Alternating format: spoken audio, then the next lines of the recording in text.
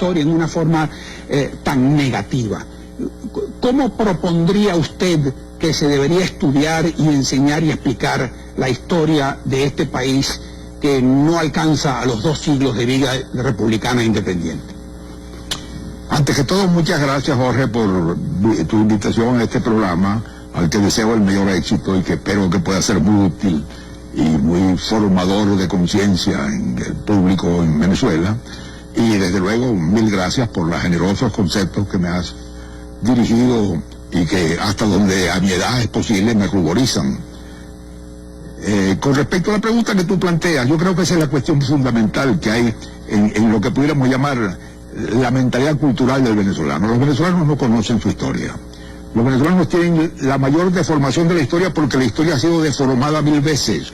La independencia deformó la colonia. Hubo que negar todo el pasado colonial y pintarlo como una monstruosidad. Y luego las diferentes rupturas que se hicieron a lo largo del siglo XIX y el siglo XX, cada nuevo grupo que llegaba al poder lo primero que hacía era desacreditar, negar y caricaturizar lo que había hecho el anterior.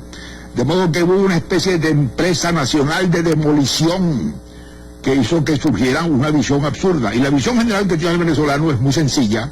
Es la visión de que Venezuela fue un país con un pasado colonial insignificante, en el que por un gesto, un acto milagroso, se produjo la generación de la independencia, que hizo cosas increíbles, es decir, la epopeya, esa palabra tan significativa, ¿no?, que saca de la realidad lo que pasa, y que después de la epopeya cayó en una decadencia de la que no ha salido más nunca, que es lo que refleja, por ejemplo, el libro Época Terra, Memorias de un venezolano, de la decadencia. Pero esa visión es falsa, porque una visión dicotómica de la historia, una visión hecha a base de unas especies de figuras simbólicas del bien y del mal, no corresponden a ninguna realidad. De modo que la historia de Venezuela hay que reescribirla, hay que rehacerla. El gran problema que tuvieron los hombres a partir de Páez en adelante era cómo rehacer un país, cómo recomenzar un país que se había deshecho. El México después de la independencia era México, y estaba intacto la herencia colonial y el indígena. La Venezuela después de la independencia no era nada, era el caos, era la destrucción, era la miseria. Entonces estos hombres, a partir del primer gobierno de Páez, intentaron hacer un país, y ese es el esfuerzo que marca todo el siglo XIX. La tentativa de rehacer un país de la nada, un país en que se habían destruido las instituciones, las tradiciones, las clases sociales, se había pervertido toda noción básica de sociedad. Todos los caudillos instauraron un orden personal, a veces con visiones muy acertadas y valiosas de porvenir y de desarrollo. Para establecer un orden, rehacer un orden, inventar un orden, que empezara a crear una nación de nuevo, de aquel cataclismo que había barrido todo.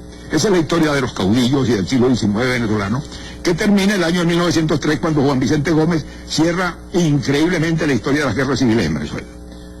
Un siglo de guerra civil, un siglo de caudillismo, de violencia, de mandato personal, de montonera. Eso lo cierra ahí. De modo pues que la independencia de Venezuela fue una ruptura cataclísmica. Pero no fue una sola ruptura cataclísmica. Cuando ya finalmente Juan Vicente Gómez corona, eso hay que verlo así, el esfuerzo caudillista por reconstruir un orden.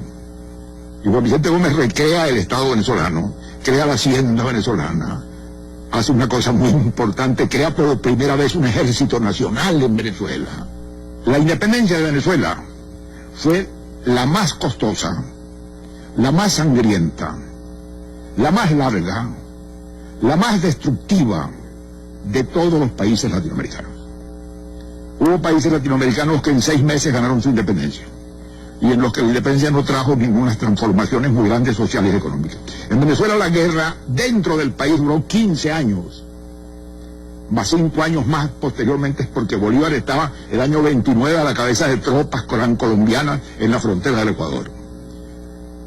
De modo que Venezuela hizo 20 años de guerra. Un paisito de 700.000 habitantes perdió la tercera parte de su población. Perdió toda la riqueza. Perdió todas las instituciones. Perdió todas las tradiciones. Perdió todas las estructuras sociales y mentales que venían de 3 siglos del régimen español. Eso no pasó en ningún país latinoamericano. Y eso no lo vemos, los venezolanos no nos damos cuenta de las consecuencias de eso.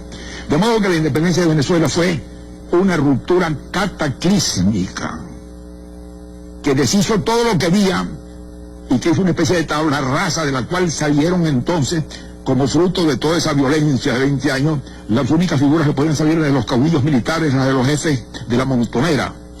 Y entonces ahí se inicia ese siglo XIX de caudillos y de guerras civiles.